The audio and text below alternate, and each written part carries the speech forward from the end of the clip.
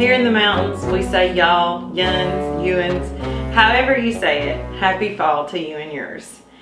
Today I have a wonderful fall fudge recipe with a candy corn and peanut topping that's perfect for this time of year. A little indulgence for the cooler temperatures and maybe festivities that are going on from now to Thanksgiving.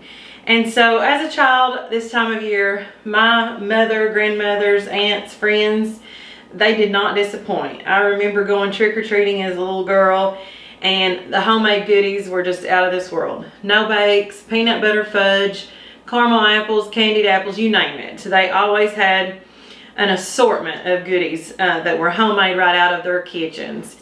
So maybe this is something that you can share with yours, whether you're trick-or-treating this year or if you would like to put it at your Thanksgiving dinner table. It is one of the best pans of fudge you'll ever eat, and I can say that because it requires no skill on my part. You will be amazed at how simple this is. It's 2 to 4 ingredients depending on if you want a topping or not. When I tell people the recipe, because they do ask, and they will ask you when you make this, they almost don't believe you. It's so good they can't believe it's that simple. And I've had some good fudge through the years. I'm blessed with some really good cooks that can really make some delicious fudge with much harder recipes. But this is so simple and it's hard to beat. I don't know the lady's name that I got this recipe from. I know that my husband, he works all over eastern Kentucky in the mountains doing different road construction jobs, and he would go to the little roadside market somewhere up in eastern Kentucky near the Pikeville, Inez area. And there was a sweet little lady who used to sell this fudge in her produce stand. And he asked her one day for the recipe, and she was kind enough to give it.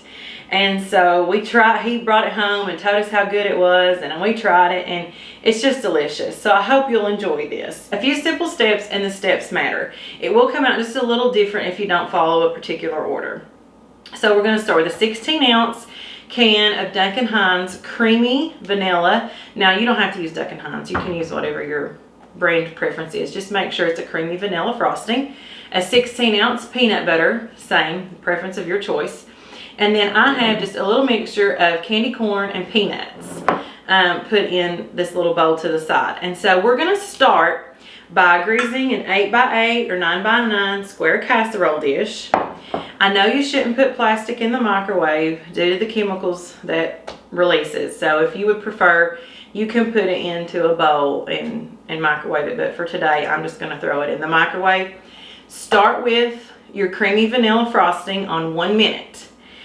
You want to start with it because it does not thicken up as fast as the peanut butter does. And so let's start with that step. I'll bring you closer and show you how easy this fudge recipe is to put together.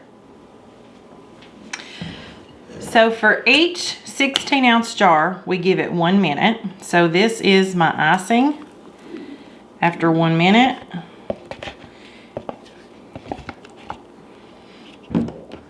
And now let's do peanut butter. Okay, our peanut butter fudge, and you can see it will just pour right out of the container. Go in with a spatula and get as much of that out as you can.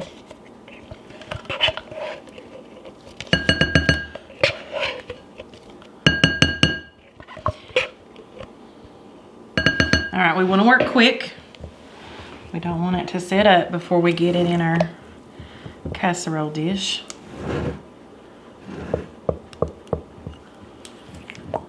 How good that looks. You can see it just ribbing together.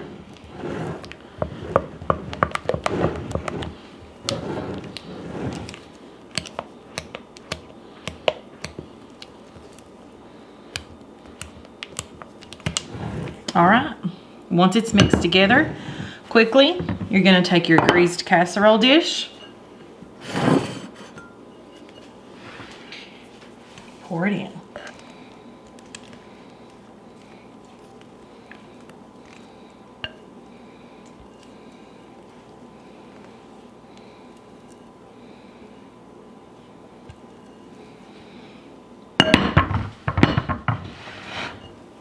Quickly smooth it out because it will set up pretty fast.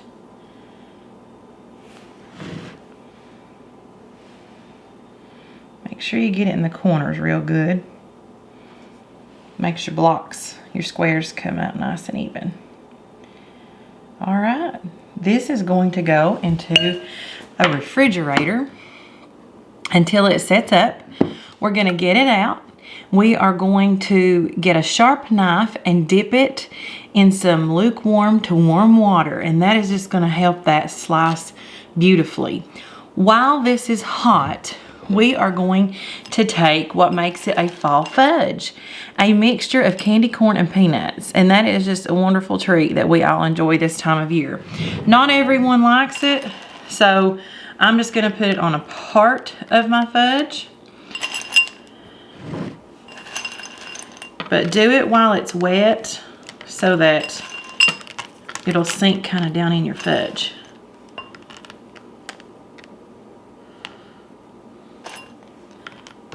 And that is a sweet treat.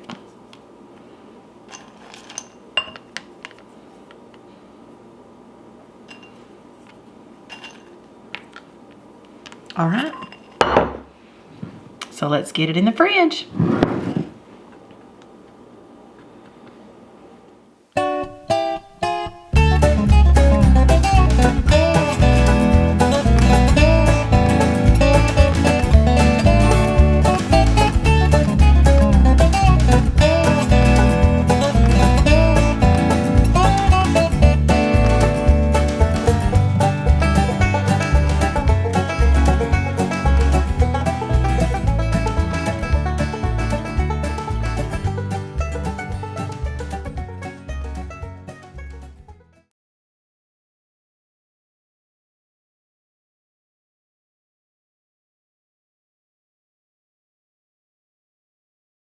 Alright, so my mama Ida used to tell me this story, and I'm going to share it with you. And this is an Appalachian folktale called The Big Toe. What's a folktale? A folktale it's a story that's been passed down through generations. So like your grandmother would have told your mother, and your mother's going to tell you, and it's a story that was either made up in this area or is about this area. And so it's a folktale. The folk who live here make up stories, or they've lived stories and they continue to tell it. That's a good question. Okay, so I'm going to use Maddie and Hadley as an example. So Maddie and Hadley was out digging taters one day in the garden. And they was digging, and they was putting them in their bucket, and they were working so fast they dug up a big toe and they didn't know it. So they just put it in their bucket, kept on working. That night they went in, washed it, cut it up, cleaned it up, fried it in the skillet, and ate it up for supper. Didn't even know the difference. That night they went to bed, and Hadley heard it first. I want my big toe. She said, Maddie, get up and go see what that is. Maddie got up. She looked behind the curtains. She looked under the couch. She looked behind the refrigerator. She said, go back to bed, Hadley. That ain't what that is. I didn't hear nothing. So they dozed back off. This time, Maddie heard it, but it was louder and closer. I want my big toe. I want my big toe. She said, get up, Hadley, and go see what that is. So they got up together and they went pilfering through the house, and they looked behind the stove and in the oven, behind all the doors, the closets, looked under the couches and chairs, under the beds. She said, I don't hear nothing. Right before they went to bed, they both saw the chimney. And they went and they looked up in it. There it was. And he said, my, what big eyes you have. Or that's what Hadley asked him. My, what big eyes you have. He said, the better to see you with. And Maddie said, my, what big ears you have. He said, the better to hear you with. And then Maddie said, my, what a long tail you have. And he said, the better to sweep my grates with. He had to sweep all this out. And then Hadley said, oh, what big teeth you have. He said, the better to eat you with. Then Maddie noticed his hands. big and naughty. He had big long fingernails. And all of a sudden she said, "My, what big hands you have." He said, "They're better to grab you with."